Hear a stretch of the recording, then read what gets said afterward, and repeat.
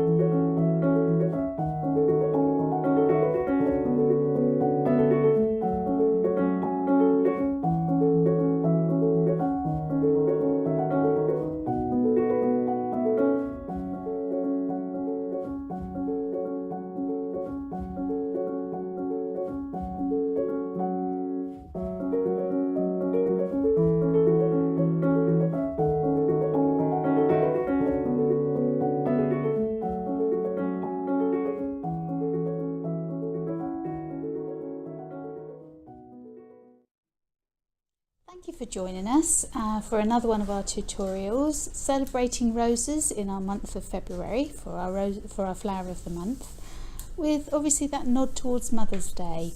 I hope you've enjoyed it. I hope it's inspired you to have a go at doing something like this yourselves, and we look forward to welcoming you back to another one of our tutorials very soon. Thank you.